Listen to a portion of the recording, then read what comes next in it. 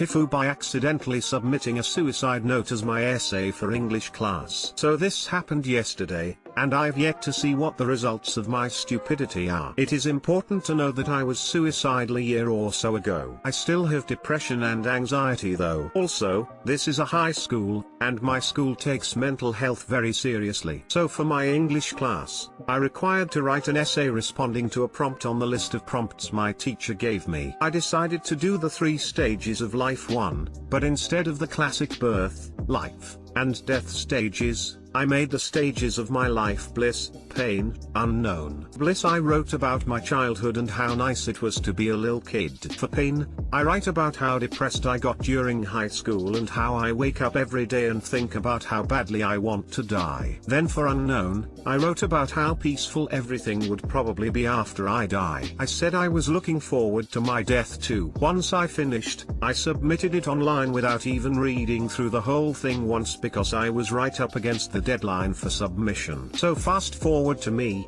in my English class, about to read this essay out loud in front of a few of my classmates because we were supposed to peer review each other's essays. Read mine, and realized that it low-key sounds like a suicide note. The people in my peer review group were shocked, and they tried to talk me out of killing myself. I never said I would kill myself, and I have no intention of doing so, but I did say in the essay that I was looking forward to dying, and I guess that made them think I'm a kill myself. So now I'm just sitting there thinking to myself, shit, I just read a suicide note to my classmates.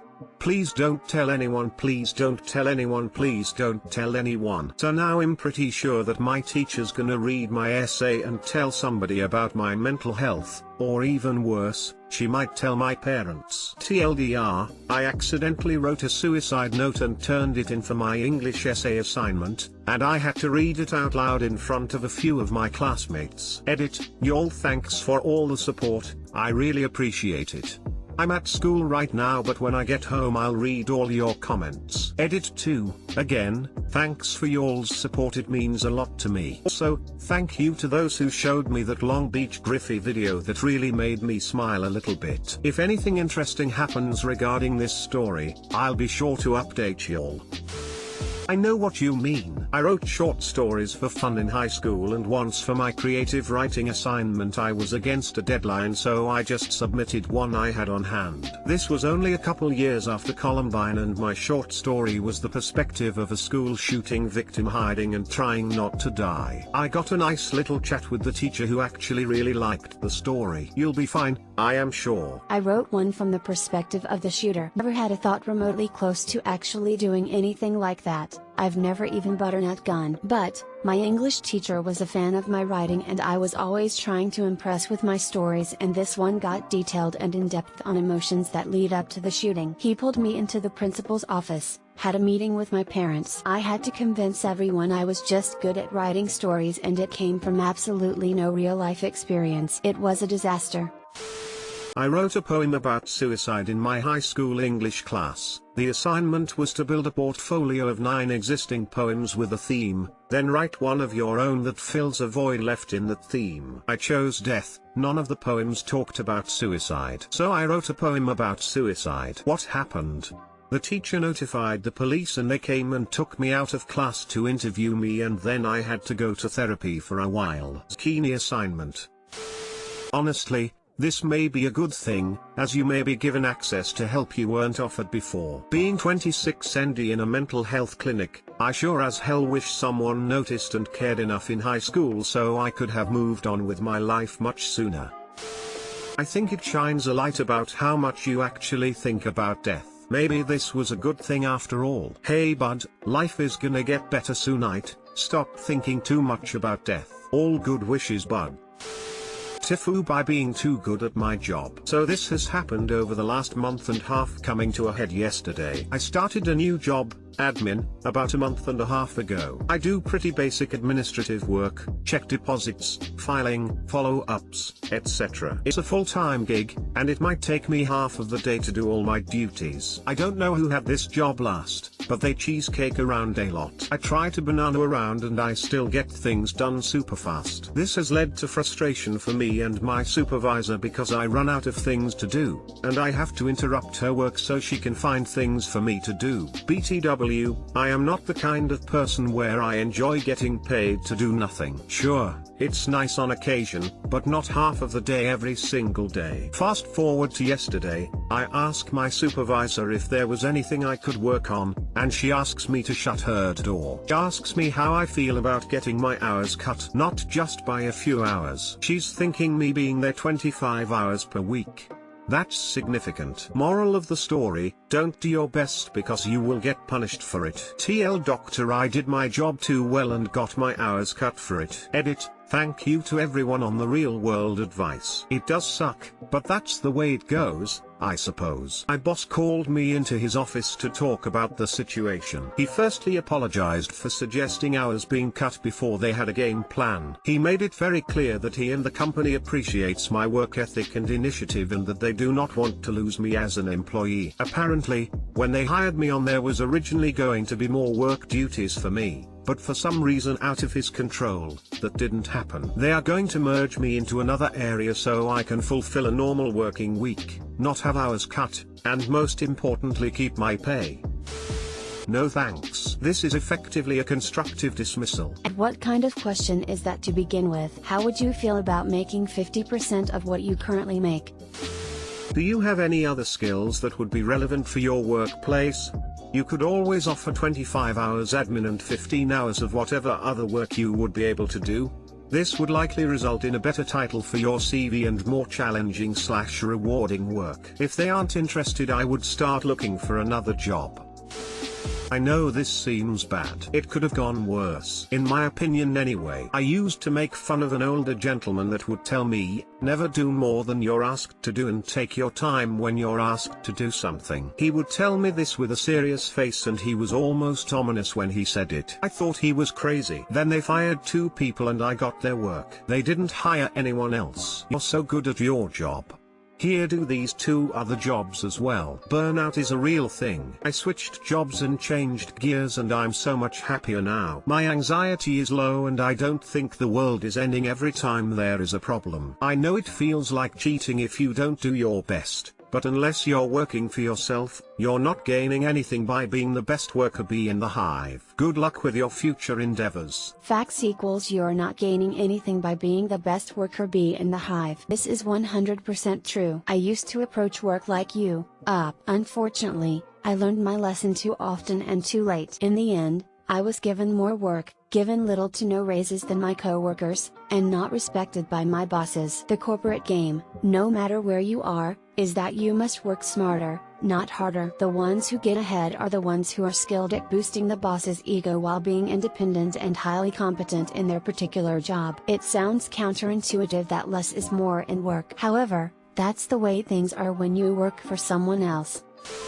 The real FU is asking for things to do. Better to find things that need to be done and work on those. Or propose a project you can work on when you're not doing daily tasks. Edit. I don't mean to imply that one size fits all. Whether someone can find things to do or propose projects, etc., completely depends on the job and company. It would be more fair to say that the potential FU here was asking the boss for work to do.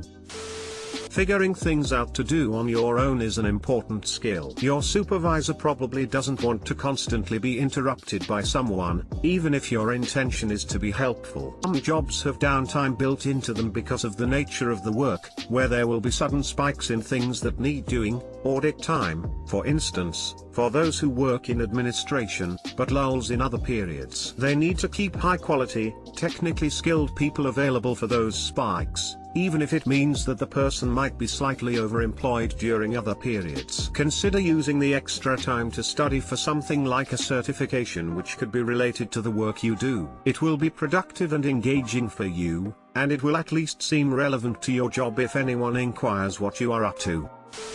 TIFU by accidentally taking my boyfriend on his nightmare date. Full disclosure, this happened several years ago, and he is now my ex-boyfriend. But something made me remember this story today. My ex-boyfriend was a big fan of grand gestures and surprise dates. He took me to all kinds of cool stuff to surprise me, like an Obon festival, a special old school Star Trek movie showing, an art museum, even a surprise interstate road trip on my birthday. For his birthday, I resolved to pay him back with his own nice surprise. We had been together for / 10 months at that point, so I thought I knew what would suit him: a picnic at a beautiful outdoor conservatory, a walk around the zoo, and the surprise, tickets to a butterfly conservatory, basically a glass dome filled with lush greenery, flowers, and hundreds of butterfly species flying freely. Not this specific one, but this video gives you an idea what it's like. I had always gone to the butterfly house with my family as a little kid and I loved it so much. It was special to me and I was so excited to share it with him. He was having a great time walking around with me by the lakes and at the picnic. I kept hyping him up, saying I can't wait until the final surprise. I hope you love it. You're going to love it. We got to the entrance, they tore our tickets, and I led him in Belle at the library in Beauty and the Beast style. I still won't shut up, trying to get him hyped. Finally, the moment of truth. I took my hands off his eyes and watched him behold the kaleidoscopic beauty surrounding him. Immediately, his face blanched and he looked like someone had just punched him in the stomach. He was cowering and clinging to my arm when a butterfly flew past him. You okay, dear? I'm fine, he said with a classic hide the pain Harold grimace. You don't seem fine. Did something happen? He looked ill and muttered, why would people pay to go to a place people let disgusting bugs land on them? I must have looked hurt because he tried to pull himself together, put on a brave face, and grabbed my arm tight. Before we could even get going any further, he pulled away from me and started shouting, oh God, it's in your hair, it's in your hair. Before I could even tell what was going on, he had tried to run out the exit with employees chasing him, calling, wait. We have to check you for stowaway butterflies. It was chaos. Kids were watching him from their strollers. Some were screaming and crying. When I finally caught up with him, he had thrown up in the trash can by the duck pond. I apologized profusely and he said it wasn't my fault. His fear of moths/butterflies just hadn't come up in conversation yet. I couldn't have known. We just kind of stared blankly at the pond until he said, let's just go home. It took me months before I felt comfortable trying to surprise him again, and surprise surprise, I managed to screw that up too. It's the nightmare redux. Ty surprise in the comments. Doctor, I accidentally traumatized my moth-phobic now ex-boyfriend by enclosing him in a space with hundreds of butterflies. Edit, sorry, I accidentally deleted like half this post trying to edit it. Dang. I hope I cobbled it back together properly. 1. Please don't be mean, phobias are irrational by definition. It's not his fault. 2. I was really dumb and young in this story and I don't try to surprise people anymore, unless it's something they explicitly said they wanted. I thought it was fair game to try to share something from my childhood because he had taken me to a mediocre Fargo pizza place that was his favorite childhood restaurant just a few weeks earlier. He did also have surprise cheesecake waiting for him when he got back, favorite dessert, so at least the day wasn't destroyed completely. I have a similar story to this on a date to the zoo. I have always loved bats and they had a bat cave enclosure, so I excitedly scooted towards it with date in tow. We walked through the cave and bats were flying everywhere. You could feel them rushing past your face. It was great. The zookeeper gave a little talk. I put my arm around my date and she hugged me tightly. Truly an amazing experience. We walked out after 15 minutes and my date burst into tears and collapsed to the floor. Turns out she is petrified of winged animals and assumed they would be in cages. She tried to keep up the pretense so I didn't think she was a psycho. Turns out when she was hugging me she was holding on for dear life with her eyes firmly shut. Naturally I married her. If you traumatize it, you better put a ring on it.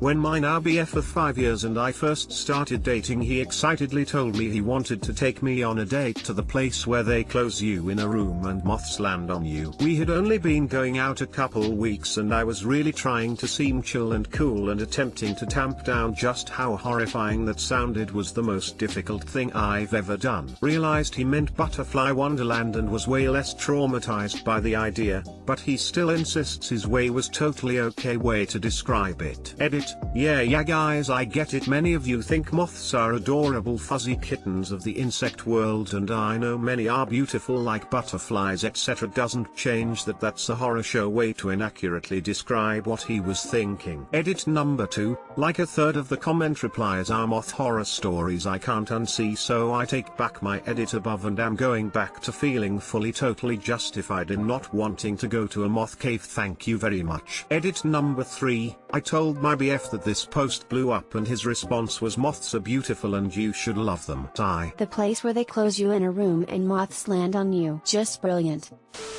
And that's why I start every first date by telling them all of my fears and other potential psychological minefields they might walk into. Then I stare at them expectantly, waiting for them to do the same. I haven't had a lot of second dates.